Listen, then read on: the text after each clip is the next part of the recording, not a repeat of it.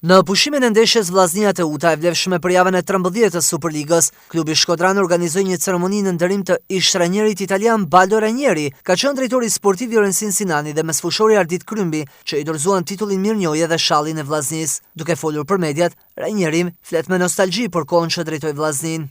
Innanzitutto per me è come tornare a casa. Për mua është më kthy në Shqipëri, në shtëpinë time dhe me shumë gëzim që jam këtu. Më mojta shumë kohë, duke sikur kam qenë këtu ka herë edhe jam me Ilirën edhe me ju në rrugë këtu. Por skuadrën sot unë kam falendëruar edhe drejtorin, presidentin, është një skuadër e mirë e fortë. Tham se po ky teneshë sot por unë një kampionatin shqiptar vazhdimisht.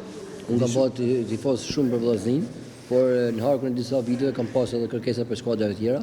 Si është edhe një fjalë që shumë fjalë thonë, por ekipi Vllaznisë është zemra jeme. Kjo është vetëm eksperiencë që kam kryer në Shqipëri. Kam takuar edhe Krymin në lojtar të tjerë dhe më ka bërë shumë dëshirë dhe më ka dhënë një dëshirë të mirë. I pyetur nëse do të rikthehej në një bashkëpunim në futbollin shqiptar, ai pohon se do ta priste me kënaqësi një fakt të tillë. Non è un problema per me, io vengo anche in ginocchio qua. Për Vllaznin unë do të vi në mënyrë më të mirë, vi edhe në këmbë, por për skuadrat e tjera duhet me pa. Referuar sfidës Vllaznia Teuta që ndoqi në tribunën VIP të stadiumit Loro Boriçi, Baldo Ranieri thotë se si tifoz i Vllaznisë dëshironte një fitore të ish skuadrës së tij.